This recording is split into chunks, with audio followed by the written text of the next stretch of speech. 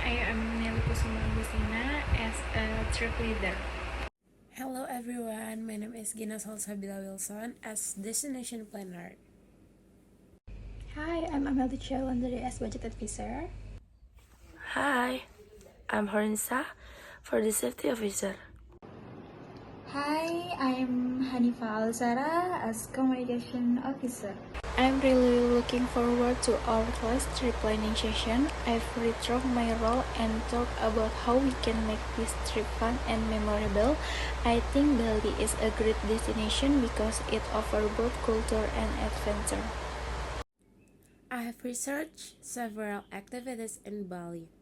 I want to focus on experiences that are unique and also budget friendly.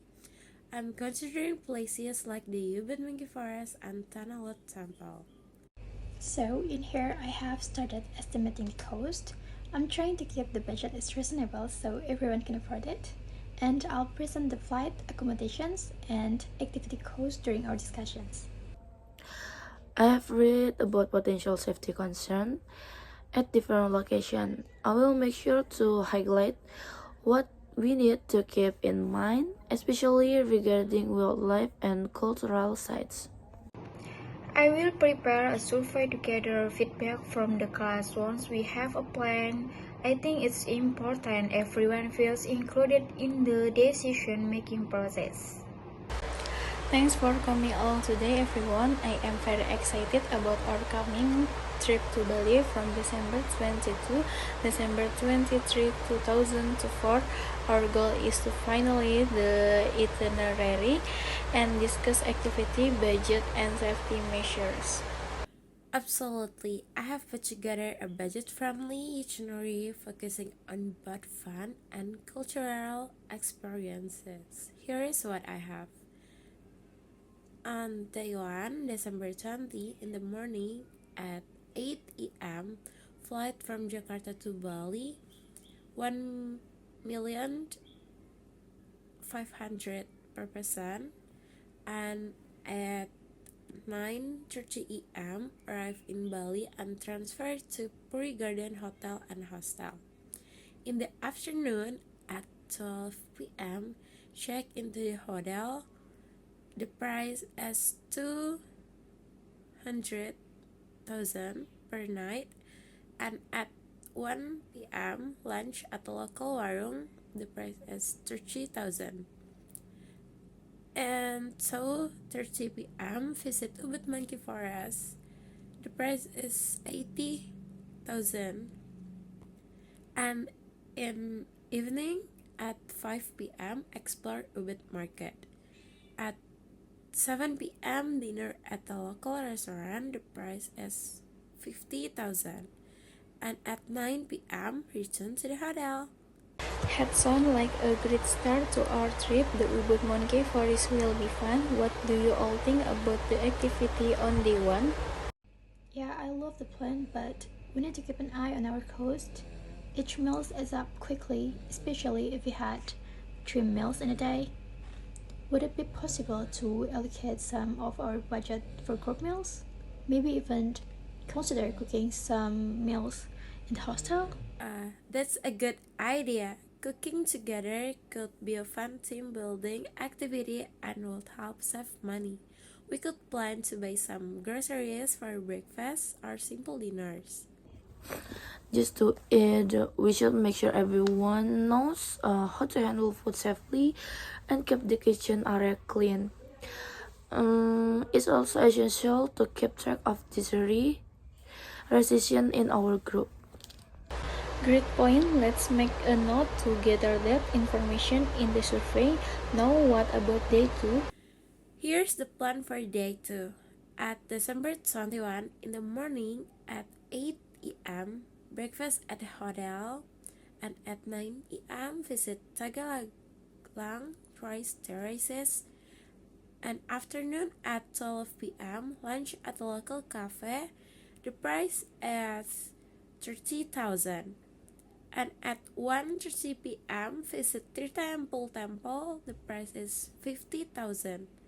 In evening at 4 p.m., return to Ubud And at 6 p.m. dinner, the price is 50,000. At 8 p.m. return to the hotel. That look fantastic. Tegalang Rice Terrace are breathtaking. How does everyone feel about the balance of activity and cost for? I think it's perfect. Plus, the restaurants are free. It gives us a bit more flexibility in our budget for meals or snacks. I like how we're incorporating local dining experiences. We should also think about whether we want to plan any group activities in the evenings, like a cultural show or movie night. Good idea. Just remember to consider safety when we're out late. We should always stick to well-lit areas and have two buddy system in place. Absolutely, we'll include that in our planning. Now let's move on to day 3. Here is the outline for day 3, December 22. In the morning at 8 a.m., breakfast at the hotel. At 9 a.m., check out and head to Tanah Lot Temple. In the afternoon at 12 p.m., lunch near Tanah Lot. The price is 30,000. At 1:30 p.m., enjoy some free time at the beach for swimming or relaxing. And evening at 5 p.m., watch the sunset at Tanah Lot. At 7 p.m., dinner at a local restaurant. The price is 50,000. And at 9 p.m., return to the hotel or head out for a local cultural experience. Oh, the day sounds like a dream. I always want to watching sunset at Tanhalot. That is something that I've always wanted to see. What do you guys think about all the budgeting for group activity that night? I'm agree. We could look into a local dance performance or cultural show that could really enrich our experience, and it's a great way to support local artists. If we do plan a night activity, we need to ensure everyone is aware of the return times and where to meet. It's crucial that we stick together. Good suggestion. Now let's wrap up with day 4. Here is our plan for day 4, December 23. In the morning at 8 a.m., breakfast at the hotel. At 9 a.m., last minute shopping or relaxing in Ubud. In the afternoon at 12 p.m., check out and have lunch. The price is 30,000. And at 1:30 p.m., depart for the airport. I think that's a nice way to end the trip. Some free time for shopping and relaxation before heading back. Okay, now let's recap the budget to ensure that we still stay on the track. Okay, here's the breakdown. For flight, we had 1,500,000 rupiah multiplied by 30 students is 45 millions, and for the accommodation is 200,000 rupiah for one night multiplied by 3 nights and multiplied by 30 students is 18 million rupiah. And for the activities, we had 4 activities. At first, we had Ubud Monkey Forest is for 80,000 rupiah multiplied by 30 students is 2,400,000 rupiah. And second, to Tirta Empul Temple is for 50,000 rupiah multiplied by 30 students is 1,500,000 rupiah. 500,000 rupiah. And for the Tigalagang rice terrace is free. And for Tanah Lot Temple is 60,000 rupiah multiplied by 30 students is 1,800,000 rupiah. And for meals, we had lunch for 3 days and dinner for 3 days. It's 30,000 rupiah multiplied by 3 days and multiplied by 30 students, plus for dinner is 50,000 rupiah multiplied by three nights and multiplied by 30 students is 7,200,000 rupiah. And for the transportation within Bali, we had 3 millions for bus rental. We'll include that in our planning. Now let's move on to day 3. It seems reasonable, but we need to discuss how we make raise funds to cover costs. Perhaps we can organize a fundraising event at school. That's a great idea. We could host a bake sale or car wash. I'm sure we can think of more creative ways to engage our classmates and the community. I love that initiative. Let's include it our plan. Any other suggestion on how we can raise funds? We could also approach some local business for our sponsorships. If we present our trip and its educational benefits, some might be willing to contribute. Excellent suggestion! Let's assign someone to draft a proposal we can send out to potential sponsors. Perfect. It sounds like we have a solid plan. Does anyone have any final thought or concern before we wrap up? No, it all sounds good. No, it all sounds good.